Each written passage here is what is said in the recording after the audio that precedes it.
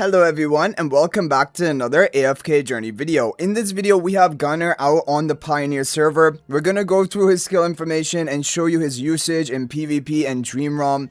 And he actually is dominating the game right now. He honestly is way more overpowered than I was expecting.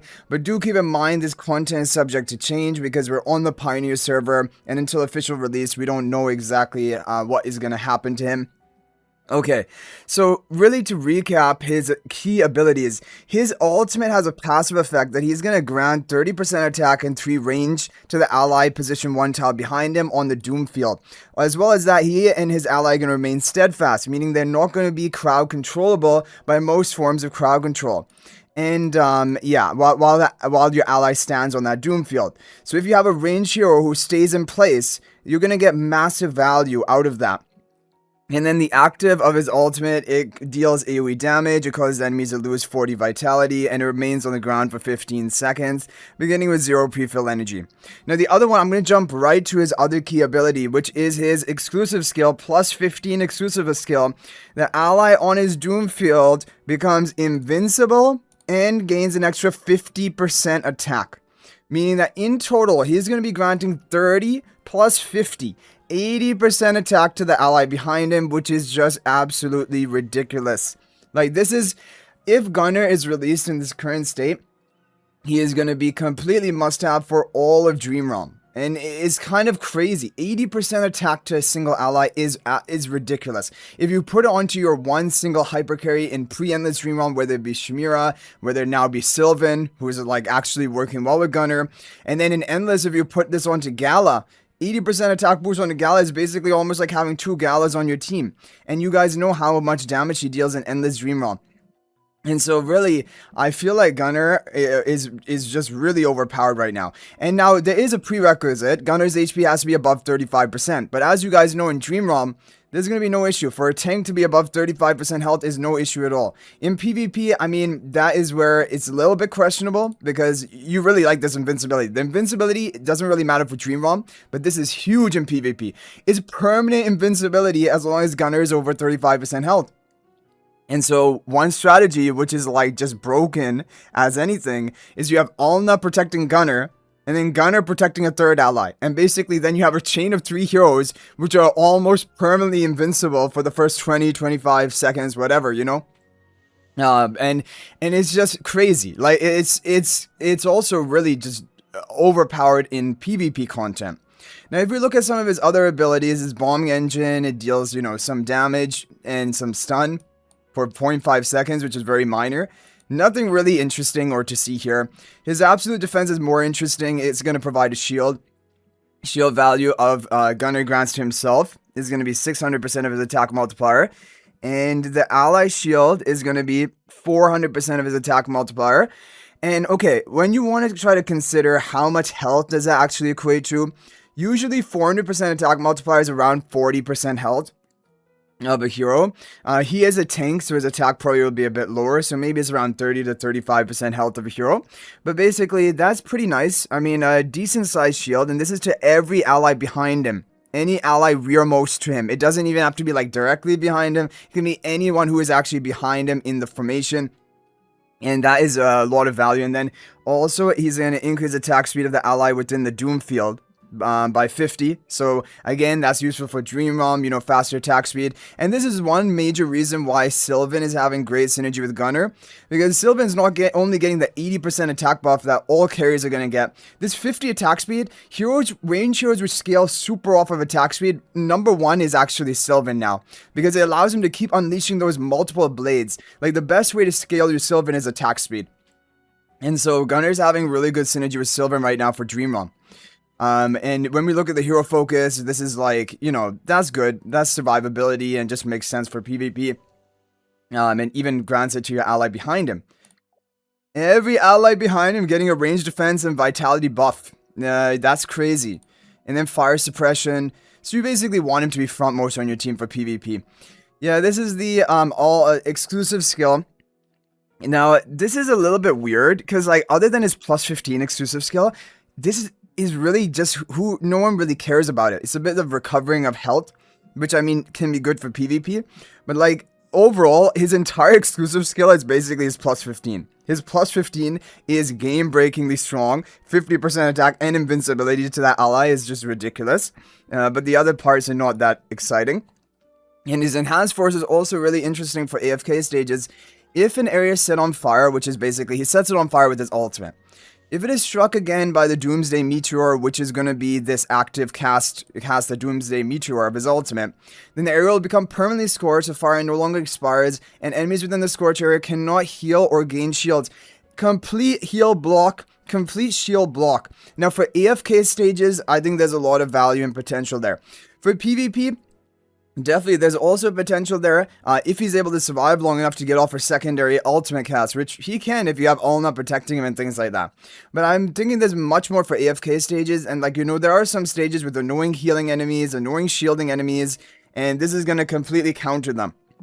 And so I'm thinking for AFK stages, he's also going to be really good. And just from that attack buff and invincibility, the ally behind him, that is huge value for AFK stages, and then shielding. Attack speed, like overall Gunnar is just he has a loaded kit and literally ready to explode, and that is what he's doing. When you look at the Dream ROM, the top team of today was come up with by Laman, and this is going to be a No-Silven team. So yes, unfortunately, Silven is the top hero for today with Gunnar. I'm going to show you though, I did testing on my own. I'm going to show you an example with Shmira. So Gunnar and Shmira did not too bad, 242 billion, which is good. That's like the second best probably team of today. However, 251 billion is hit by the Silven version. And it's because, like we just mentioned, the Gunnar is also giving attack speed. He's not only just giving a massive attack buff to the ally behind him, he's also giving a big attack speed buff to the ally, and with the twins also giving that haste buff, which haste is a combination of attack speed and cooldown reduction. And so basically Silven is attacking at more than double attack speed, and he's just gonna be shredding the enemy because of the fact that each normal attack he does launches the 6 extra blades, and they all have bonus true damage. And so yeah, it's just crazy. And then I think also the Star Shower artifact is really good for Silven because all of his, normal attacks can land as critical hits as well, and, deal almost double damage. And so, yeah, Star Shower with Gala. Gala right now is not going to be the top damage dealer because the level isn't quite high enough. Usually Galahad dominates Endless Dream Realm in phase 3. She's still really good here, as you guys can see, and she's contributing. A lot of this is just raw HP loss damage, which is really good. And she's also doubling the duration of the artifact. So that's basically, she's providing more than enough value to the team. Don't get me wrong, but basically in this phase 2, you're still going to have a lot of the time those true damage dealers still being maybe the best option. It isn't until we reach the end of phase 2 or even phase 3 where you just transition to having purely HP loss damage dealers and you forget about the true damage dealers. And now for a non-Gunnar team, I did come up with one of these as well. I basically use a team.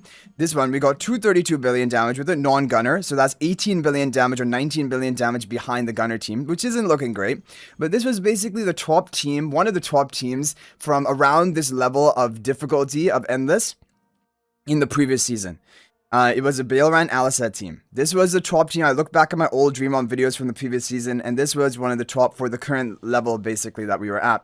And I mean, this is overall pretty good. Maybe there's some improvements that can happen with the artifacts and things, and like maybe getting into range of the Gunnar teams. But yeah, for right now, in Gunnar's current state, he is the top of Dream Realm. And if you look at this, without Gunnar, I tried some Silven teams without Gunnar, like Hugin, I tried Smokey, and not even close, right? So Gunnar is really doing massive work for the Silven. And there's just no question about that. And yeah, so obviously things are going to be exciting. We're going to pay attention in the upcoming days of Dream Realm. What is the meta looking like? Is it Gunnar? Is it Silven? Is it both of them? And I'll keep you guys updated on that. Yesterday we had Nocturne Judicator, and for Nocturne Judicator, the top team, so I did find a Gunnar team, but it was not nearly as good as the top team. The top team was 259 billion. Basically, a very standard team, using the same 5 heroes being used on global server, Blade Chaser Artifact. Yeah, this was the top team, 259 billion. The top team I was able to come up with Gunnar, which I don't know, maybe there's even some better options out there, was 242, which is quite a bit lower than that. Because really, Gunnar doesn't synergize that well for this boss, because a lot of the damage from the boss is just coming from the Midnight Hunter, not your other heroes. And Gunnar the value of Gunnar is the fact that he's going to be giving an attack buff to one of your allies, but like none of your allies are contributing anything. So like for right now, I just gave it to Valara because Valara's stat steal isn't going to scale on her own attack. So if she has much more massive attack thanks to Gunnar, the stat steal is going to have more attack as well, and that's going to be provided to the Midnight Hunter. But basically, the long story short is that running Kruger rather than Gunnar is just like 17 billion damage better, at least for right now. When we get to like, again, phase 3 and you're using Galahad in the team comp, you know, Galahad was then contributing a meaningful amount of damage in like end of the previous season Nocturne Judicator, and then I could see Gunnar in front of Galahad just boosting her damage and then having the rest of the team, like whether it be Isabella, Corden, and things like that. But for right now, it wasn't working because, yeah, we're not deep into Endless yet. But anyway, guys, that is going to be it. I'll just show you PvP. So, yeah, there's a lot to talk about. I'll show you PvP. I've set a very, very toxic defense right now, which is it is basically almost unkillable stall. You have, I'm not protecting Gunnar protecting Sleaze. So basically, these three heroes are not dying anytime in the first 20-25 seconds of the match. And then you have, like, Dunlinger to block ultimates. Ursula as well for more tankiness, and then you can have Saida here, you can have Athalia here. Basically, those are the different options, and just like a hero, either Saida is just going to keep, you know, casting her ultimate and eventually maybe locking down the enemies, which is going to win you the game, or Athalia just keeps jumping and dealing damage while you're just stalling out the enemy. And that was basically the strategy. If you want to take a look at some of the records, so obviously people have found ways to break it, but like more often than not, it is really difficult to deal with. And if you look at the teams people have to use to deal with it, it's really like the full out pay to win team. Other than Gunnar, they didn't use Gunnar, so like that is obviously kudos to them, but like generally speaking, you're gonna have to use a lot of the strongest heroes if you want to counter this, and like then you just mix and match, right? Because it's a full stall team, so people use Baelran, and Baelran kind of counters stall because there's not any imminent kill pressure on him, so he's able to ascend and then clean up the team.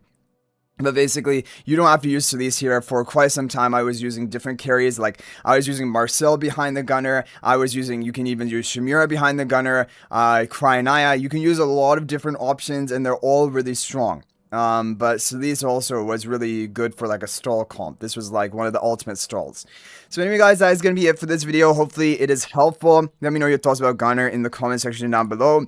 Do you believe he is overtuned?